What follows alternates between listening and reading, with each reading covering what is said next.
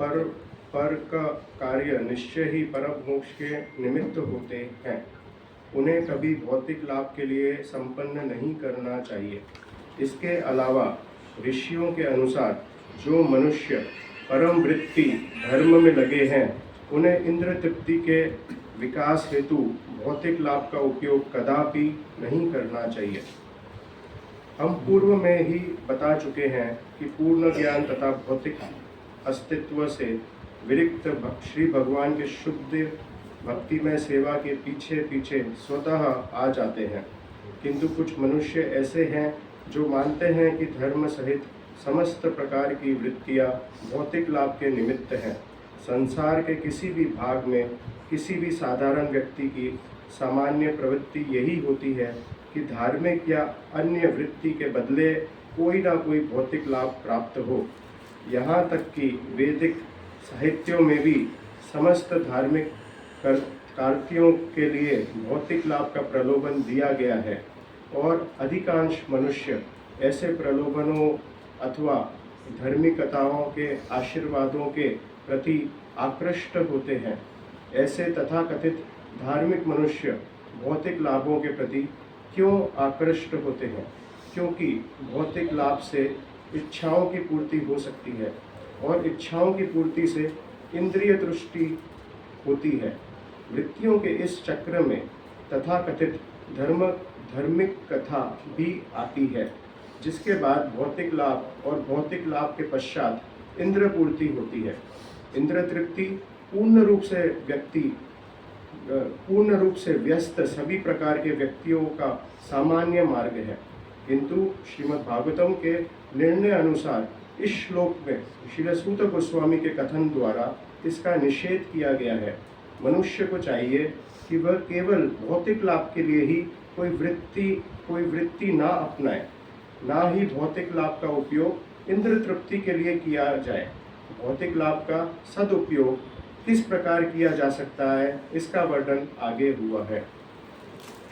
जो मंगलाचरण करेंगे सब साथ में बोलेंगे। ओम ज्ञानतिमिरान्धस्य ज्ञानाञ्जनशलाकया चक्षुरुन्मिलितं येन तस्मै श्रीगुरवे नमः।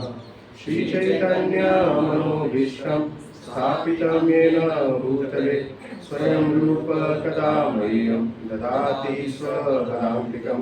वन्देऽहं श्रीगुरु श्रीयुतपदकमलं श्रीगुरुवैष्णवांश्च श्रीरूपं साग्रजातं सहगण रघुनाथान्वितं तं सजीवं साद्वैतं सावधूतं परिजनसहितं कृष्णचैतन्यदेवं श्रीराधा कृष्णपादान् सहगण ललिता श्रीविशाखान्वितांश्च।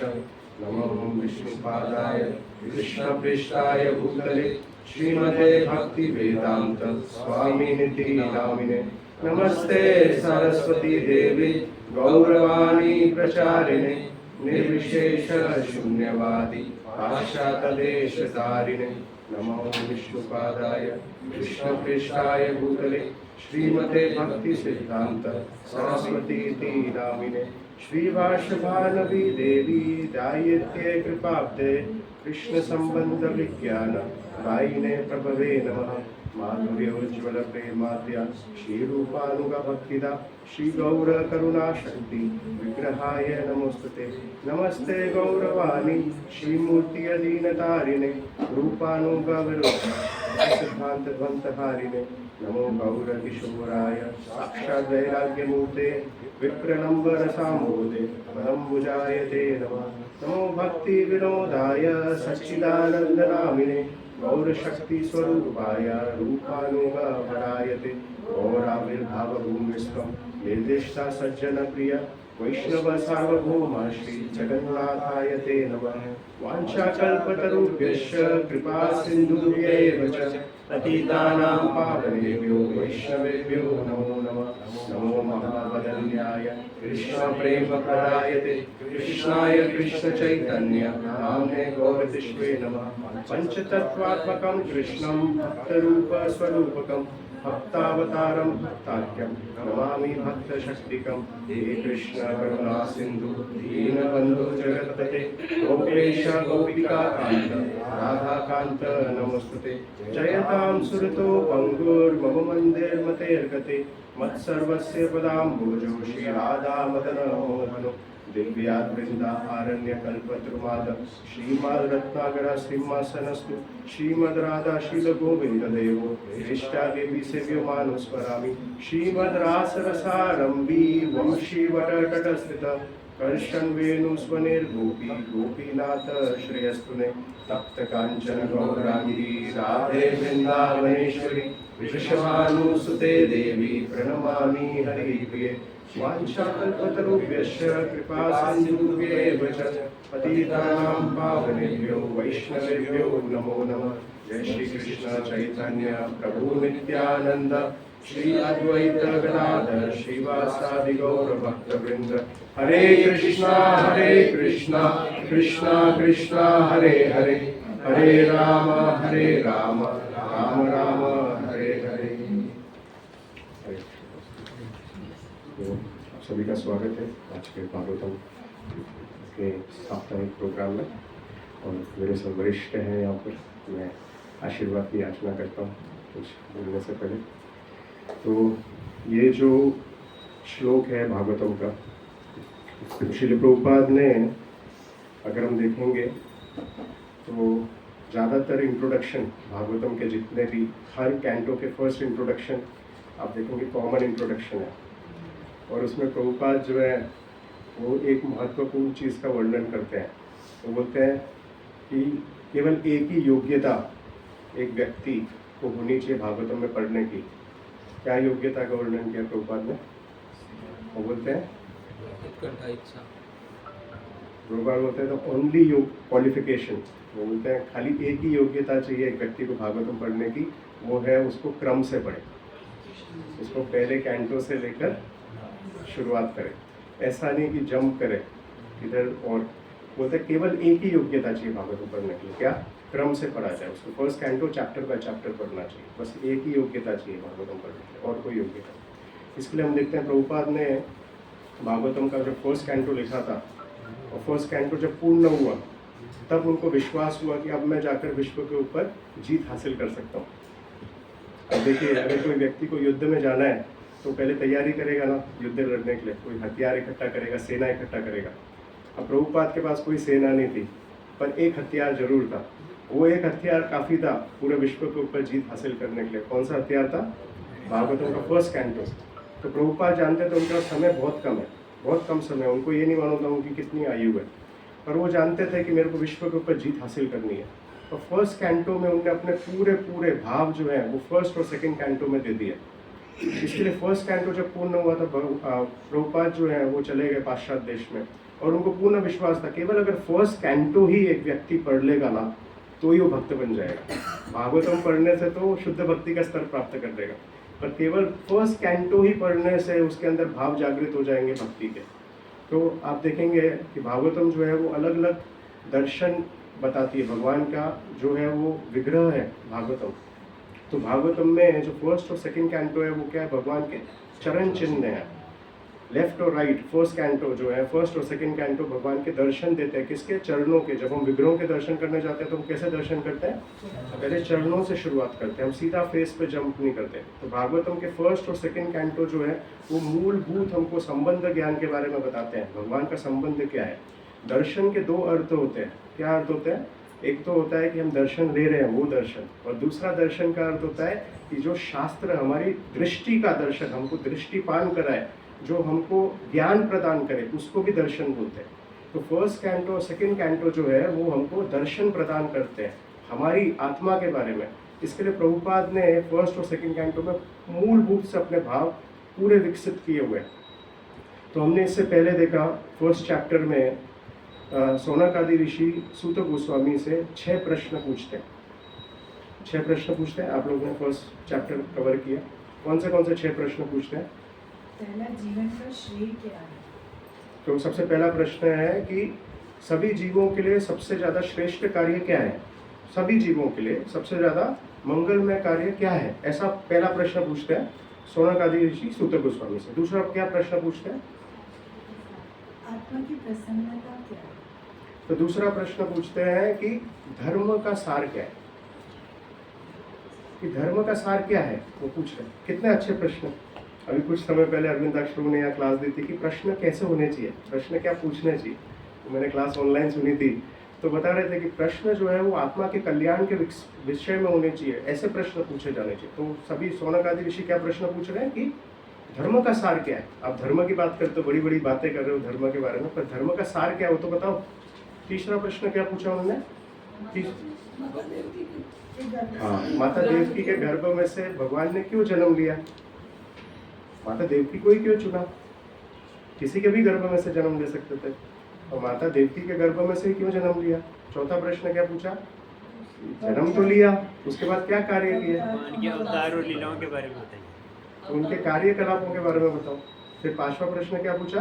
भगवान के विभिन्न अवतारों के बारे में बताओ। और छठा प्रश्न क्या पूछा कि जब भगवान इस धराधाम को छोड़ के चले गए तो धर्म ने किसका सहारा लिया? ये 6 प्रश्न पूछे फर्स्ट चैप्टर के अंदर। इसका उत्तर एक एक करके सेकंड चैप्टर से सूत गोस्वामी वर्णन करना शुरू करते हैं। तो ये सेकंड चैप्टर के 6 श्लोक से लेकर 28वें श्लोक तक सूत गोस्वामी पहले 2 प्रश्नों का उत्तर दे रहे हैं। पहले 2 प्रश्न कौन से थे? कि सभी जीवों के लिए कल्याणकारी कार्य क्या है और धर्म का सार क्या है। ये 2 प्रश्नों के उत्तर सेकंड चैप्टर के 6 श्लोक से लेकर 28वें श्लोक तक सूत गोस्वामी वर्णन कर रहे हैं। इसके बाद तीसरे प्रश्न कौन सा था? माता देवकी के गर्भ में से जन्म क्यों लिया, उसका इस चैप्टर के 34 श्लोक पे उसका आंसर देते हैं। फिर चौथा प्रश्न क्या था कि भगवान ने क्या कार्यकलाप किए, उसका उत्तर जो है वो इस चैप्टर के 30 से लेकर 33 श्लोक में वर्णन करते हैं। फिर पांचवा प्रश्न क्या था कि भगवान के विभिन्न अवतारों के बारे में बताएं, उसका थर्ड चैप्टर में इससे आगे वाले चैप्टर के 28वें श्लोक पे सूत गोस्वामी वर्णन करते हैं कि एते चांद से कला पुंसा कृष्णस्तु भगवान स्वयं। कि सभी अवतार तो हैं, बहुत सारे अवतारों के बारे में वर्णन करना शुरू कर रहा हूँ अभी, पर उसमें सबसे मूलभूत श्रोत्र क्या है? सभी अवतारों के स्रोत कौन है?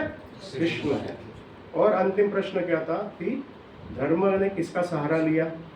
तो थर्ड चैप्टर के 43 श्लोक में वर्णन करते हैं कि भगवान के जाने के बाद भगवान ने भागवतम के रूप में अपने आप को अवतरित किया, भागवतम के रूप में अवतरित हुए। तो इसके लिए हमको अगर कलयुग में जो है हमको भगवान की शरण लेनी है तो किसकी शरण लेनी है? हमको भागवत, नित्यम भागवत सेवा हमको करना है। तो यहाँ पर आप देखिए कि ये 6 प्रश्नों के उत्तर दिए। अब ये प्रश्न उठता है कि धर्म क्या है?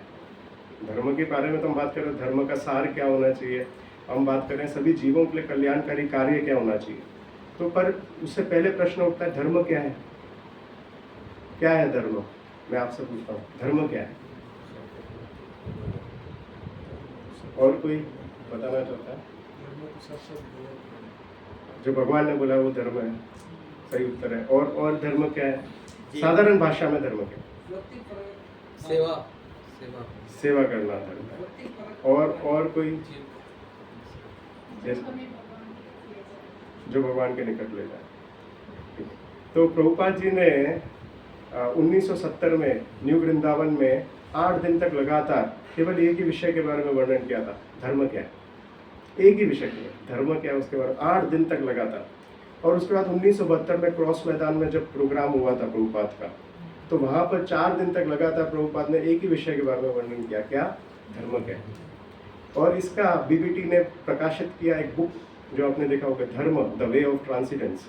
वो ये प्रभुपाद के जो 2 लेक्चर्स थे 1970 न्यू वृंदावन में और 1972 क्रॉस मैदान में, इसकी जो समरी निचोड़ निकाल के एक पुस्तक बीबीटी ने प्रकाशित की, धर्म। उसमें प्रभुपाद वर्णन करते हैं धर्म क्या है। तो प्रभुपाद बोलते हैं कि ऑक्सफोर्ड डिक्शनरी क्या बोलती है धर्म क्या है? धर्म को ऑक्सफोर्ड डिक्शनरी डिफाइन करती है रिलीजन। पर क्या ये सही परिभाषा है क्या धर्म की? तो प्रभुपाद बोलते हैं सही परिभाषा ये है, वो बोलते हैं धर्म वो चीज़ है जो आपसे अलग नहीं की जा सकती। साधारण भाषा में क्या है धर्म? जो अलग नहीं किया जा सकता वो धर्म है। जैसे मैं आपको पूछूं कि चीनी का धर्म क्या है? क्या चीनी से उसकी मिठास अलग की जा सकती है? करेले का धर्म क्या है? क्या करेले से कितनी बार हम करेले की सब्जी बनाते हैं, गुड़ डाल देते हैं उसके अंदर, चीनी डाल देते हैं, फिर भी कड़वा रहता है कि नहीं रहता है? क्योंकि उसका धर्म है कड़वा रहना। ऐसे पानी का क्या धर्म है? शीतल होना, लिक्विडिटी, ये पानी का धर्म है। तो जो चीज से अलग नहीं की जा सकती उसको हम बोल सकते हैं वो उसका धर्म है। तो जीव का धर्म क्या है? जीवेर स्वरूप है कृष्ण नित्य दास। तो जीव का धर्म क्या है कि वो कृष्ण का नित्य दास है। साधारण भाषा में इसको हम बोल सकते हैं जीव का जो धर्म है वो है सेवा करना, जैसा प्रभु जी ने बताया, और दूसरा है आनंद प्राप्त करना। क्या कोई जीव बिना आनंद के रह सकता है? नहीं। और क्या बिना सेवा किए रह सकता है? तो आप देखें कि अगर कोई व्यक्ति भले परिवार में हो, समाज में हो, वो कोई ना कोई सेवा में लीन रहना चाहता है, और जब उसको कोई सेवा करने के लिए कोई नहीं मिलता तो क्या करता है? वो कुत्ते बिल्लियों की सेवा करना शुरू कर देता है, क्योंकि उसका स्वभाव है सेवा करना। पर उसको ये नहीं मालूम किसकी सेवा करनी चाहिए। ये दुर्भाग्य है, उसको ये नहीं मालूम किसकी सेवा करनी चाहिए। इसके लिए वो गलत अधिकृत लोगों की सेवा करना शुरू कर देता है। पर करनी चाहिए उसको भगवान की सेवा। यही भागवत धर्म हमको सिखा रहा है कि हमको किसकी सेवा करनी चाहिए। तो हम ये समझ गए धर्म क्या है। अब भगवान कृष्ण जो है वो वर्णन करते हैं भगवत गीता में कि परित्राणाय साधूनाम विनाशाय च दुष्टकाम धर्म संस्थापनार्थाय संभवामि युगे युगे। वो बोलते हैं कि मैं साधुओं की रक्षा करना एवं धर्म की स्थापना करने के लिए मैं अवतार लेता हूँ। तो अब ये प्रश्न उठता है कि भगवान ने बोला कि धर्म की स्थापना करने के लिए तो आ रहे हैं, फिर अंतिम में भगवत गीता में भगवान ने क्या बोला? सर्वधर्मान परित्याज्य मामेकम शरणं व्रज। अब बोल रहे हैं सभी धर्मों को छोड़ दो। एक विरोधाभास हुआ कि नहीं हुआ? एक तरफ क्या बोल रहे हैं कि धर्म की स्थापना करने के लिए मैं अवतार ले रहा हूँ, और अंत में अर्जुन को बोलते हैं सभी धर्मों को त्याग कर दो। तो कंफ्यूज कर रहे हैं भगवान या विरोधाभास कर रहे हैं? तो क्या है, मतलब ये क्या चीज़ है? एक बार चेतन चरण प्रभु यूएस में गए थे, और वहाँ पर वो एक इंस्टीट्यूशन में गए, इस्कॉन नहीं था, वो एक स्पिरिचुअल इंस्टीट्यूशन में गए। वहाँ पर जो है बच्चे जो है वो भगवत गीता के मुख्य मुख्य श्लोक का रिसाइटेशन कर रहे थे। तो उनने देखा कि जब वो ये सर्वधर्मान परित्याज्य सर्वधर्म परित्याज्य मामेकम शरणं व्रज श्लोक रिसाइट कर रहे थे, तो उनने देखा वो श्लोक ऐसे रिसाइट कर रहे सर्व अधर्मान परित्याज्य। तो उनने देखा अरे ये लोग अधर्म कैसे बोल रहे हैं। तो उनने जाकर बच्चों को पूछा कि आप लोग श्लोक भगवत गीता तो बोलती है सर्वधर्मान परित्याज्य, आप अधर्म परित्याज्य क्यों बोल रहे हो? तो उन्होंने बोला हमारे गुरु ने हमको ऐसे ही सिखाया। तो उन्होंने बोला ठीक है, आप गुरु के पास गए, बोला आप अधर्म परित्याज्य क्यों बोल रहे हो? तो बोले देखो भगवान तो पूरे भगवत गीता में धर्म की स्थापना करने के लिए आए हुए हैं और धर्म की बात कर रहे हैं। तो मेरे को लग रहा है कि यहाँ क्या है, लोगों ने टाइपिंग मिस्टेक कर दी, अ को टाइप करना भूल गए। एक्चुअली अधर्म होना चाहिए, आप बताइए नहीं होना चाहिए? अधर्म होना चाहिए ना। तो भगवान तो पूरी गीता में धर्म की बात कर रहे हैं, तो बोला इधर कैसे धर्म को त्याग करने की बात करेंगे? तो ये श्लोक में मिस्टेक हुई है, तो मैंने मिस्टेक सुधार दी है। तो इसके लिए मैंने मेरे बच्चों को बोला है कि अधर्म परित्याज्य। तो आप बताइए सही था कि गलत था? क्यों गलत था? क्योंकि उन्होंने पूरी भगवद गीता में धर्म के बारे में तो बोला ही नहीं। अगर वो सब पढ़ेंगे तो महाभारत में एक प्रसंग आता है युधिष्ठिर और यक्ष का। और यक्ष जो है युधिष्ठिर से प्रश्न पूछता है।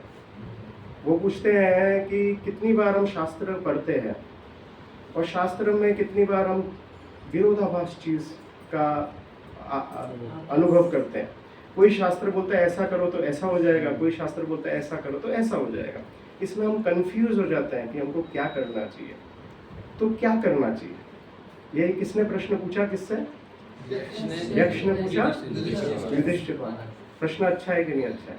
हमको भी ऐसी अनुभूति होती है कि नहीं होती? कभी कोई शास्त्र बोलता है कि ऐसा करो, कभी कोई शास्त्र बोलता है ऐसा करो, तो हम भी कंफ्यूज हो जाते हैं क्या करना चाहिए। तो यक्ष ने भी पूछा, हम भी कंफ्यूज हो जाते हैं क्या करना चाहिए। बताओ युधिष्ठिर महाराज, आप तो धर्मराज हो, धर्म के राज हो, आप धर्म की बात हो रही है, आप बताओ इसका क्या उत्तर है। तो तब युधिष्ठिर महाराज क्या जवाब देते हैं? वो बोलते हैं धर्मस्तु तत्व निहितम गुहाय। वो बोलते हैं धर्म के तत्व जो है वो क्या है? निहितम गुहाय है, और महाजनो ये नो कथा सुपंथा। वो बोलते हैं कि जब भी कंफ्यूजन हो धर्म के बारे में तो हमको क्या करना चाहिए? महाजनों ये लोग कथा संबंध, महाजन जो कर रहे हैं उनके पास जाना चाहिए, जो महाजन है, जो शास्त्र को जानते हैं उनके पास जाना चाहिए। क्यों जाना चाहिए? क्योंकि निहितम गुहाय है, उनके हृदय के अंदर धर्म छुपा हुआ है, उनको मालूम है धर्म क्या है। तो जब भी हमको कंफ्यूजन हो, जब हम कोई कंफ्यूजिंग स्टेट में आए, जब कोई विरोधाभास देखें हम शास्त्र में या विरोधाभास प्रवचन सुने हम और हमको कंफ्यूजन हो, तो हमको क्या करना चाहिए?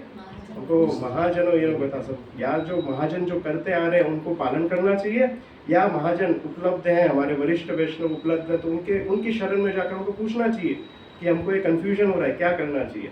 कि यहाँ भगवद गीता में भगवान बता रहे हैं कि धर्म की स्थापना करने आए हैं, और फिर अंत में बता रहे हैं कि धर्म का त्याग करो, ये क्या सही है क्या? तो फिर आगे इसके लिए व्यासदेव जो हैं, जो हमारे महाजनों में एक है, वो क्या वर्णन करते हैं? वो पहले ही श्लोक भागवतम के फर्स्ट चैप्टर के सेकंड श्लोक में वो क्या बोलते हैं? धर्म प्रोजिता एटम। वो बोलते हैं कि कौन से धर्म को त्याग करने की बात हुई है? जो भगवान भगवद गीता में सर्व धर्म परित्याग करने की बात कर रहे हो, कौन से धर्म के त्याग करने की बात? वो ये जो चीटिंग रिलीजन है, ये जो एक व्यक्ति को उल्लू बना रहे हैं धर्म के नाम पे, जो धर्म अर्थ काम मोक्ष की तरफ लेकर जा रहे हैं, जो बोल रहे हैं केवल इंद्रिय तृप्ति करो, धर्म के नाम पे कायदेसर रूप से जो बता रहे हैं कि आप कर्म कांड करो, उससे क्या होगा? आपको लाभ प्राप्त होगा, उससे आप भोग कर पाओगे। तो वो क्या कर रहे हैं? आपको चीट कर रहे हैं। वो बहुत धर्म से तो आपको भगवत प्राप्ति हो सकती है, पंचम पुरुषार्थ मिल सकता है। ये चतुष्क पुरुषार्थ तो कोई काम का ही नहीं है। चतुष्क पुरुषार्थ का अर्थ है हमको पंचम पुरुषार्थ की तरफ लेकर जाना। पंचम पुरुषार्थ क्या है? कृष्ण प्रेम, ये पंचम पुरुषार्थ है। तो अर्थ क्या है? कि हमको कृष्ण प्रेम प्राप्त करें। पर अगर धर्म जो है वो हमको इंद्र भोग करवाने के लिए प्रोत्साहित कर रहा है और इंद्र तृप्ति के लिए ही लगे रहने के लिए हमको प्रेरणा दे रहा है, तो वो धर्म को त्याग करो। वो धर्म आपको चीट कर रहा है, वो आपको वापस इसी मनुष्य योनि में या इससे भी नीचे योनि में ले जाने के लिए बार बार यही चक्कर में से आपको छोड़ेगा ही नहीं। प्रभुपाद बोलते थे, आप कई पर्पस में प्रभुपाद के लिए पढ़ सकते हैं भागवतम में। प्रभुपाद बोलते हैं it is like will of the wisp. Will of the wisp क्या मतलब होता है? कि मेरी गो राउंड, आपने देखा है मेरी गो राउंड? मेले में जाते हैं तो आपने देखा है वो जो मेरी गो राउंड चलती है, गोल गोल चक्र चलता रहता है। प्रभुपाद बोलते हैं वो विल ऑफ द विस्प है कि आप अच्छे कर्म करोगे, फिर आपको ऊपर वाले श्रेष्ठ योनि मिल जाएगी, फिर ऊपर जाओगे, फिर आप भोग करोगे। जब आपने जो अपने अच्छे कर्म किए उसका भोग कर लोगे तो वापस नीचे गिर जाओगे, फिर नीचे आओगे, वापस अच्छे कर्म करोगे, वापस। तो ये गोल गोल घूमते ही रहोगे, घूमते रहना चाहते हैं हम? निकलना चाहते हैं। तो निकलना चाहते हैं तो बोलते हैं कि ये घूमने का चक्कर बंद करो। ये कई पीढ़ियों से, कई जन्मों से हम करते आ रहे हैं यही चक्र, यही कि अच्छे कर्म करो, कर्म कांड करो, वापस अच्छी सुविधा पाओ। वो सुविधा का आपके जब तक अच्छे कर्म है तब तक वो सुविधा पा पाओगे। जैसे ही अच्छे कर्म क्षीण हो जाएंगे वैसे ही आप वापस नीचे गिर जाओगे, नीचे फिर वापस वही कार्य करोगे। इसमें से बाहर निकलो। बाहर नहीं निकलोगे तो ये चक्कर में घूमते ही रहोगे। कब तक घूमोगे? कितने जन्मों और घूमोगे? प्रभुपाद बोलते हैं। तो इसके लिए हमको अगर लग रहा है कि हम धर्म का उपयोग, जैसे यहाँ पर श्लोक में वर्णन किया कि धर्म का उपयोग हमको क्या करना चाहिए? कृष्ण प्रेम विकसित करने के लिए चाहिए, कोई अर्थ विकसित करने के लिए नहीं करना चाहिए। जैसे एक बार एक व्यक्ति प्रभुपाद के पास गए और उन्होंने प्रभुपाद को बोला, Prabhupada I need your blessings. Prabhupada जैसे कितनी बार जो कोई हम देखते हैं, कोई व्यक्ति जो है वो ऋषि मुनियों के पास, साधुओं के पास जाते हैं कृपा प्राप्त करने को। उनको लगता है कि हमारे जीवन के दुख दूर हो जाएंगे अगर हमको साधुओं की कृपा प्राप्त हो जाएगी। तो उन्होंने सोचा प्रभुपाद तो इतने बड़े साधु हैं, इनकी कृपा मिल जाएगी तो मैं धनवान बन जाऊंगा।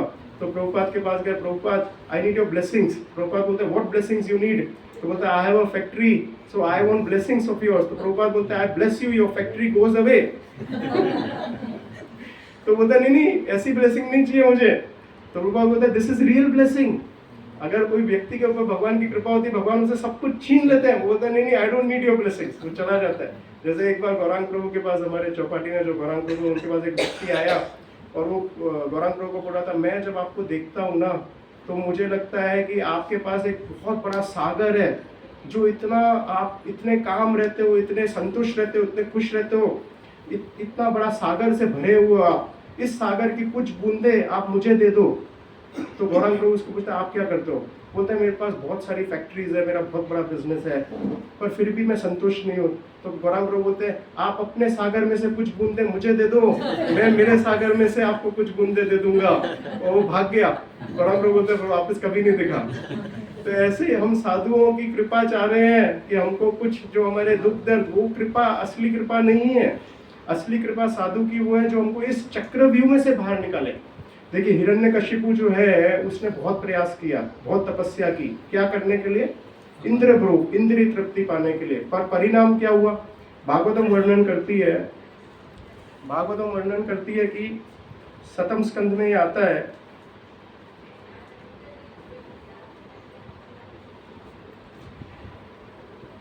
कि इस प्रकार अपने ऐश्वर्यों से अधिक गर्वित एवं प्रामाणिक शास्त्रों के एक सेकंड,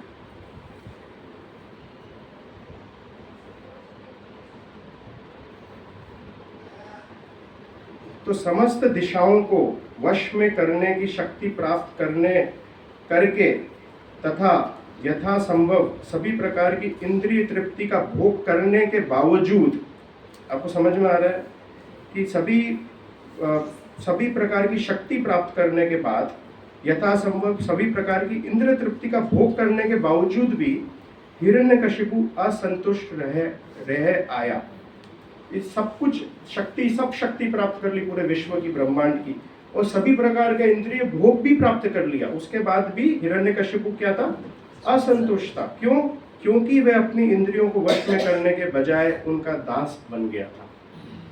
और प्रभुपाद लिखते हैं ये आसुरिक जीवन का एक उदाहरण है जो हम सब करना चाह रहे हैं। अगर हम भी यही पद्धति पे चलना चाह रहे हैं तो हम किसके अनुगा बन रहे हैं? हम हिरण्यकशिपु अनुगा बन रहे हैं। भले ही नास्तिक लोग भौतिक दृष्टि से प्रगति कर ले और इंद्रियों के लिए अत्यंत सुखमय परिस्थिति उत्पन्न कर ले, किंतु इंद्रियों के वशीभूत होने के कारण वे कभी तुष्ट नहीं होते। वे आधुनिक सभ्यता का प्रभाव है। भौतिकवादी व्यक्ति धन तथा स्त्रियों का भोग करने में बहुत आगे बढ़े रहता है, फिर भी मानव समाज में असंतुष्ट व्यक्ति व्यस्त रहता है, क्योंकि कृष्ण भावनामृत के बिना मानव समाज कभी भी सुखी एवं शांति नहीं रह सकता। जहाँ तक इंद्रिय तृप्ति का प्रश्न है, भौतिकवादी अपने भोग को अपनी कल्पना भर बढ़ाते जा सकते हैं, किंतु ऐसी भौतिक स्थिति में लोग अपनी इंद्रियों के दास बने रहते हैं, अतएव वे तुष्ट नहीं रहते। हिरण्यकशिपु मानवता के इस असंतुष्ट दशा का ज्वलित उदाहरण था। बोल रहे हैं कि हिरण्यकशिपु ने सब कुछ प्राप्त कर लिया, फिर भी वो असंतुष्ट था। अगर हमको लग रहा है कि हमको इंद्रिय भोग, धन इकट्ठा करने से हमको सुख मिल जाएगा, तो हम अपने आप को चीट कर रहे हैं। हम किसी और को चीट नहीं कर रहे हैं, हम केवल अपने आप को चीट कर रहे हैं। जिम कैरी जो हॉलीवुड का एक बहुत बड़ा एक्टर है, उसने एक स्टेटमेंट दिया था। उसने बोला था, I want everybody in this world to taste success, fame, money, power. मैं चाहता हूँ हर व्यक्ति जो इस भौतिक संसार में है उसको पूर्ण रूप से यश मिले, पूर्ण रूप से उसको पैसा मिले, धन मिले, बल मिले, हर चीज़ उसको पूर्ण रूप से मिले। क्यों मैं चाहता हूँ? क्योंकि ये पाने के बाद उसको ये पता चलेगा कि ये मेरे प्रश्नों का उत्तर नहीं है। तो हम देख रहे हैं, जैसे कल मैं एक प्रवचन दे रहा था तो एक व्यक्ति मेरे को बोला, प्रभु जी दुखी है। मैंने बोला किस चीज़ से दुखी हो? तो बोला पैसा नहीं है। तो मैंने बोला ऐसा ब्रह्मांड में कोई तो व्यक्ति होगा जिसके पास पैसा है? बोला हाँ। उसको पूछो वो सुखी है क्या? तो आपको ऐसा लग रहा है कि आपके पास पैसा नहीं है इसके लिए आप दुखी हो, और पैसा मिल जाएगा तो आप सुखी हो जाओगे। तो ये एक और भ्रम लेकर आप जी रहे हो, क्योंकि पैसा मिलने के बाद भी सुखी नहीं रहने वाले। ये अलग अलग रूप से जो है कठिनाइयाँ आती रहेंगी। जैसे एक बार एक साधु के पास एक चूहा गया और वो चूहे ने बोला मैं बहुत दुखी हूँ। तो साधु ने पूछा क्यों, क्या कारण है तुम्हारे दुख का? तो बोला ये बिल्ली जो है ये मेरे पीछे पड़ी रहती है, मैं देखता हूँ ये बिल्ली को और मैं घबरा जाता हूँ, ये मुझे मार देगी। तो साधु बोलते हैं ठीक है, उपाय क्या है? तो बोलता है मुझे बिल्ली बना दो, यही उपाय है। तो साधु बोलता है ठीक है तथास्तु, बिल्ली बन जाओ। अब वो बिल्ली बन जाता है तो कुछ समय बाद जो है वो साधु के पास वापस आता है। साधु बोलता है अब क्या कठिनाई है? बोलता है साधु ये कुत्ता जो है ना ये मेरे पीछे घूम रहा है। और मुझे बड़ा डर लगता है। तो साधु बोलते ठीक है, उपाय क्या है? तो बोलते कुत्ता बन जाओ। तो कुत्ता बन जाता है, तथास्तु। फिर कुछ समय बाद में कुत्ता आता है साधु के पास, वो बोलता है कठिनाई है। बोलते हैं क्या कठिनाई है? वो बोलता है शेर। तो बोलता है उपाय क्या है? बोलता है शेर बना दो। तो साधु बोलता है ठीक है, तथास्तु, शेर बन जाओ। फिर वो शेर बनता है तो वो साधु की तरफ देखता है, बोलता है साधु तो शेर का भोजन है। तो बोलता है मैं आपको खा जाऊंगा। तो साधु क्या बोलता है? पुनर्मुष्टिक भव, तो वापस चूहे बन जाओ। तो हम जो है, हम भी भगवान के पास, साधुओं के पास जाते हैं, ये कठिनाई है जीवन में।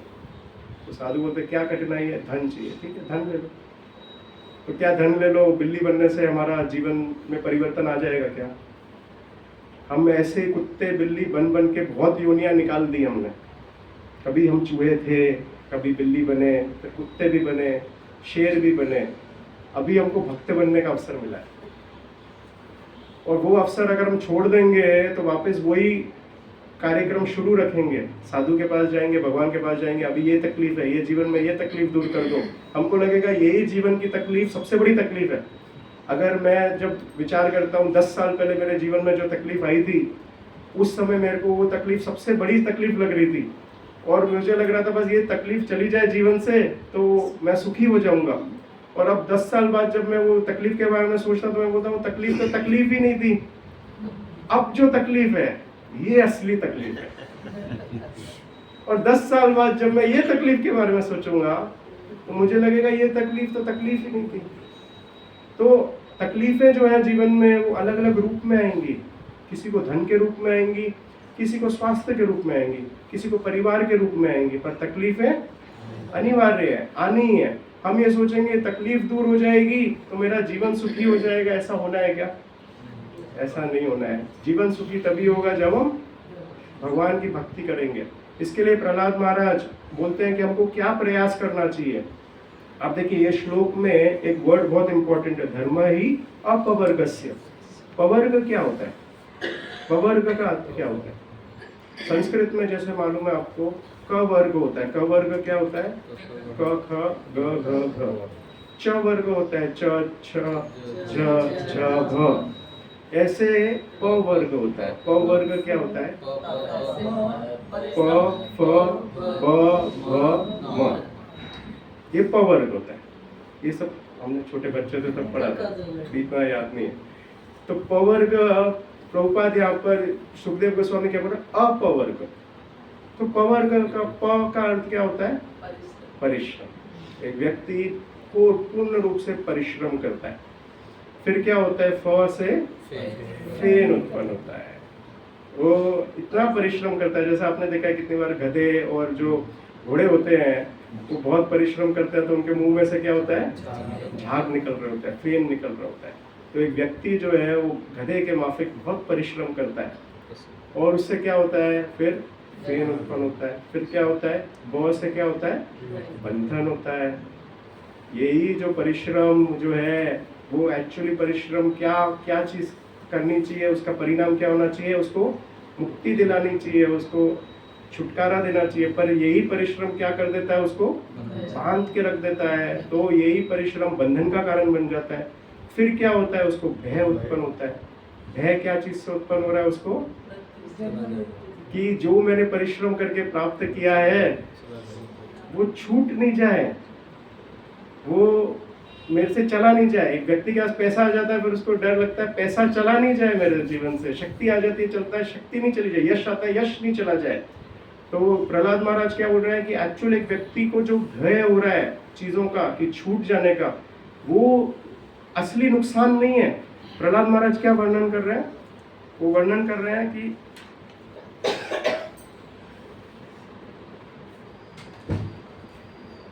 अत्यधिक आसक्त मनुष्य ये नहीं समझ सकता कि वह अपने बहुमूल्य समय और परिवार के लिए पालन पोषण में व्यर्थ बिता रहा है।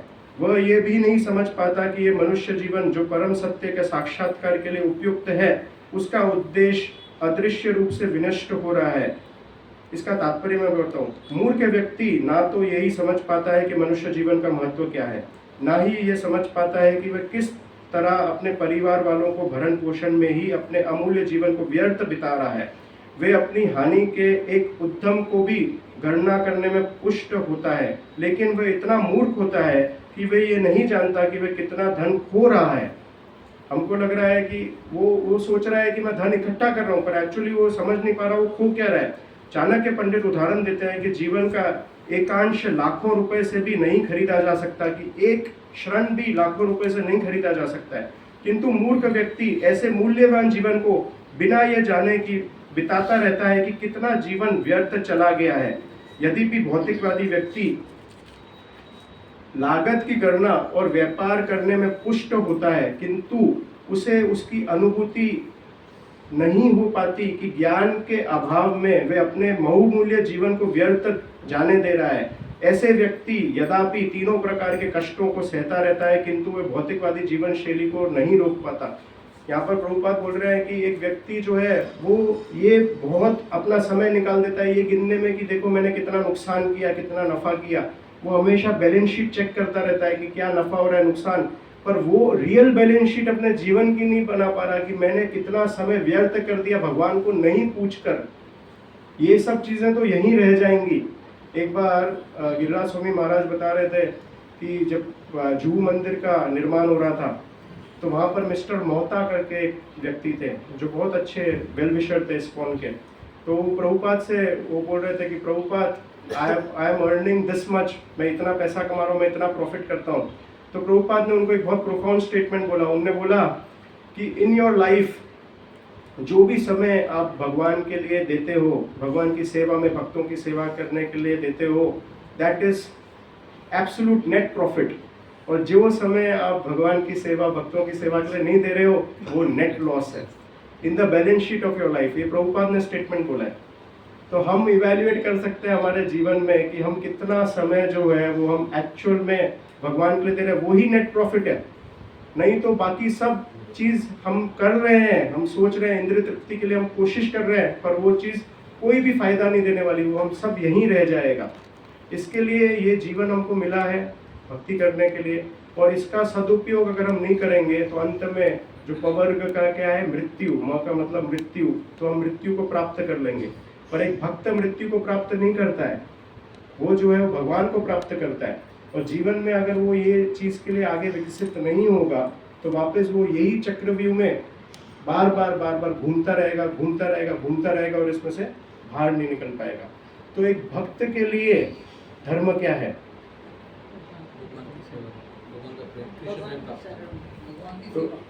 तो भक्ति के जो नवविधा भक्ति का जो प्रोसेस हमको दिया गया है, इस प्रोसेस को करना एक भक्त के लिए धर्म है। और ये धर्म की तरफ हम तत्पर है कि नहीं, हम कैसे चेक कर सकते हैं? हम ये चेक कर सकते हैं कि हमारी कितनी रुचि बढ़ रही है नाम जप करने में, हमारी कितनी रुचि बढ़ रही है भागवत श्रवण करने में, हमारी कितनी रुचि बढ़ रही है भक्तों की सेवा करने में। अगर ये रुचि नहीं बढ़ रही है तो ये हमारे लिए एक अलार्मिंग मतलब एक चेतना का संकेत होना चाहिए हमारे जीवन में। और एक भक्त को निरीक्षण करना चाहिए, चेक करना चाहिए कि मेरे जीवन में मैं इतने सारे कार्य कर रहा हूँ, पर उसके बाद भी अगर मेरी जो रुचि है वो भागवत श्रवण की तरफ नहीं जा रही है, भक्तों का संग करने में नहीं जा रही है, तो कुछ गलत हो रहा है। उसके बावजूद भी अगर हमको इंद्र भोग करने की इच्छा ज़्यादा हो रही है, उसके बाद भी हमारा भागवत श्रवण में मन नहीं लग रहा है, तो ये एक भक्त के लिए एक चेतावनी की घंटी है।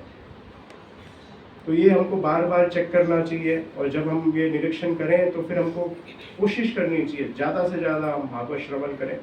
श्रवण करने से क्या होगा कि हमारे मन के अंदर जो कल्मश है वो निकल जाएंगे। जैसे हमारे ब्रज बिहारी प्रभु एक बार उदाहरण दे रहे थे कि एक ग्लास है, पानी पीने वाला ग्लास, उसके अंदर अगर एक शाही का बूंद गिर जाए तो वो पानी पीने लायक रहा कि नहीं रहा, क्योंकि वो कंटेमिनेट हो गया है, अब आप पीने लायक नहीं रहा। पर अब आप उस पानी में से शाही का बूंद निकाल सकते हो क्या? जैसे हमको मालूम है दूध और पानी मिक्स करते हैं तो दूध अलग कर सकते हैं हम, राजहंस को बुलाएंगे तो कर देगा, वो दूध अलग कर देगा, पानी अलग कर देगा। पर राजहंस को बुला के आप बोलोगे शाही अलग कर दे तो कर पाएगा? नहीं। तो शाही अलग कर सकते हैं? कर सकते हैं। कैसे कर सकते हैं?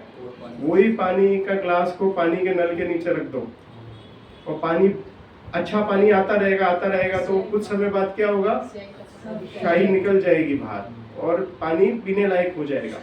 तो वैसे ही हम लोग जो है अभी शुद्ध नहीं है, हमारे अंदर कलमश भरे हुए हैं, काम क्रोध लोभ मोह मत्सर सब अनर्थ भरे हुए हैं।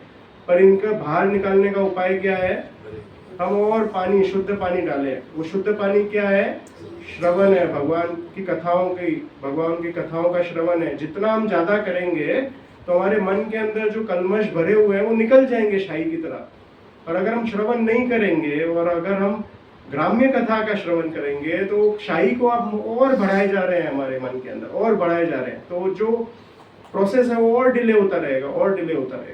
तो हमको इसके लिए प्रयास करना चाहिए कि हम पवर्ग नहीं अपवर्ग की तरफ कार्य करें, जिससे हम इस संसार के इस चक्रव्यूह में से बाहर निकल पाए। तो मैं यहाँ विराम दूंगा। कोई प्रश्न हो तो पूछ सकते हैं, कुछ कोई टिप्पणी हो, कोई एडिशन करना चाहे।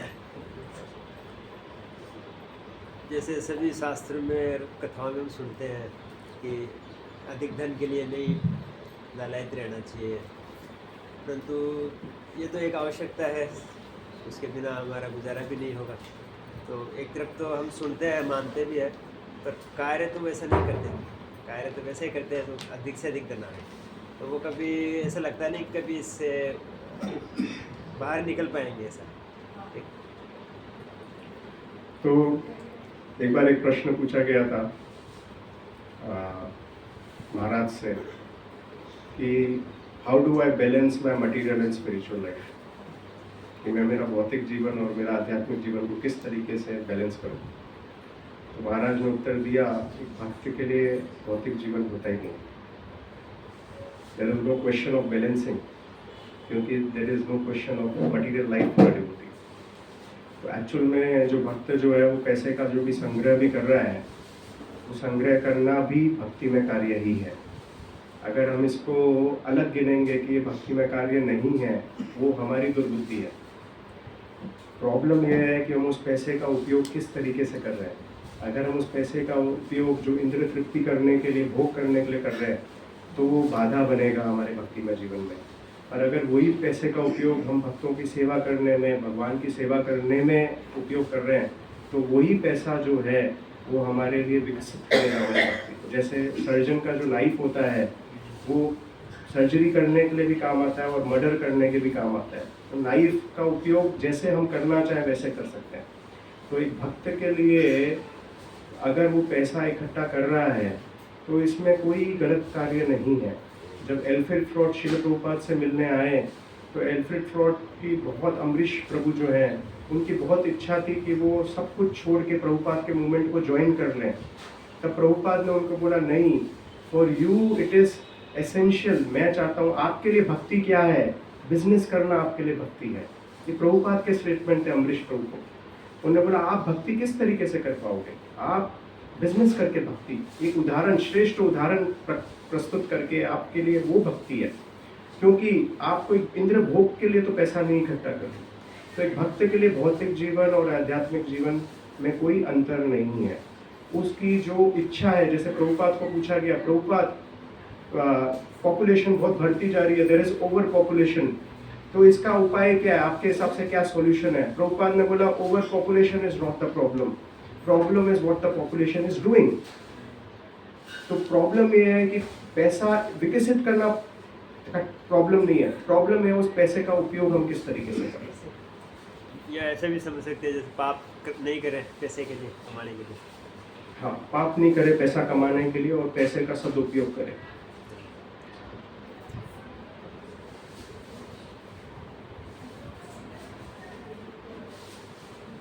हरे कृष्ण।